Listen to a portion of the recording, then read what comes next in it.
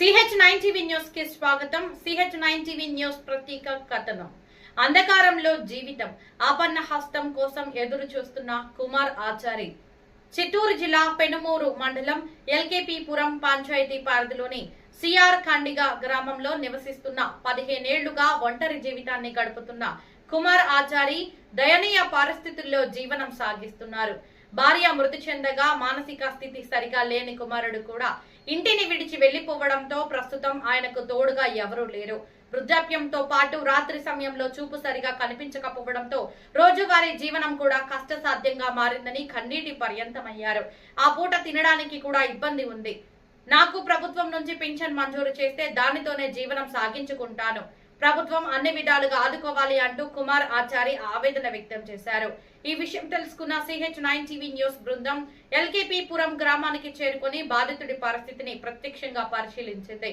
అనంతరం సంబంధిత సచివాలయ సిబ్బందితో మాట్లాడటంతో పాటు ఫోన్ ద్వారా తహసీల్దార్ ఎంఆర్ఓ గారితో కూడా సంప్రదించారు.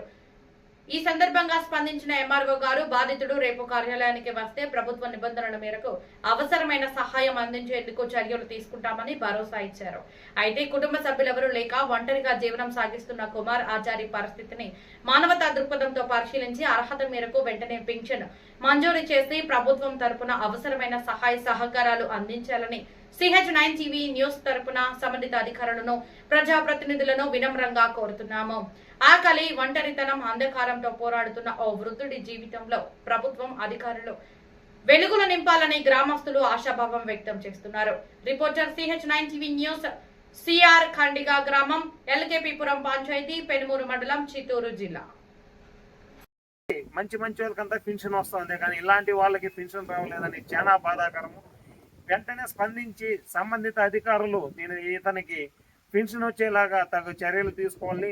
అదేవిధంగా బియ్యం కూడా ఇతనికి ఫ్రీగా వచ్చేలాగా రేషన్ బియ్యం కానీ ముడి సరుకులు కానీ ఏదైనా కానీ డీలర్ షాప్ మూల్యంగా ఫ్రీగా వచ్చేలాగా కూడా ఇతనికి హెల్ప్ చేయాలని కూడా సంబంధిత అధికారులని కోరుకుంటున్నాము.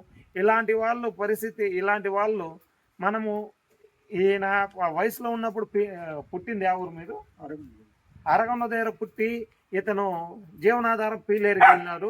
పీలేరులో అత్తగారింటికాడ కొద్ది రోజులు ఉండి వీళ్ళు మిస్సెస్ చనిపోయినాక ఈ గ్రామానికి సొంత అన్న ఉన్న గ్రామానికి రావడం జరిగింది. అన్న పరిస్థితి కూడా కొద్ది దీనమైన స్థితిలో ఉంది. వాళ్ళు కూడా ఆ టైం కూలీ చేసుకొని తినేవాళ్ళే. కానీ అలాంటి వాళ్ళకి మనం ఏదైనా విధంగా సహాయం చేయాలని ఎంఆర్ఓ గారికి, సంబంధిత అధికారులకి మరియు గ్రామ సచివాలయంలో ఉన్న అధికారులు కూడా మేము విన్నవిస్తూ ఉన్నాము. ఇతన్ని వెంటనే ఆధార్ కార్డు రెక్టిఫై చేసి దీనికి పెన్షన్ వచ్చేలాగా చేయాలని మరీ కోరుతున్నాం. నువ్వు చెప్పు. నమస్కరిస్తాను. నా జీవనాధారం కావాలా, నాకు పెన్షన్ లేదు. ఈ బస్ స్టాప్లో ఉన్నాను. పీలేరు ఇంటికి వచ్చేసి 10 సంవత్సరాలు అవుతుంది.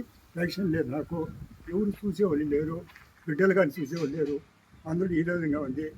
ఆ పూటకు కూడా తినే పరిస్థితి బాగాలేదు. కాబట్టి నాకు దయచేసి అందరికి నాకు పెన్షన్ ఇచ్చమని కోరుతున్నా సార్. అది నా పరిస్థితి బాగా సార్. నాకు హెల్త్ బాగా ఇప్పుడే హాస్పిటల్కి వచ్చినాము. అది పరిస్థితి నా వల్ల కాలేదు. కాబట్టి దయచేసి నాకు అన్ని ఆధారంగా గవర్నమెంట్ ఆదుకోవాలనేసి నేను అన్నీ కోరుకుంటాను సార్. అది నా ఇది పరిస్థితి. ఇల్లు కూడా లేదు, ఏమీ లేదు. బస్ స్టాప్లో ఉన్నాను. వాన వచ్చినా వచ్చినా ఇక్కడే పడి నేను ఇక్కడే తనకు ఆడి బాగుసాట్లు పడుతున్నాను సార్. కాబట్టి నాకు దయచేసి నాకు పెన్షన్ ఇప్పించమనేసి కోరుకుంటున్నాను సార్. నేను నమస్కరించి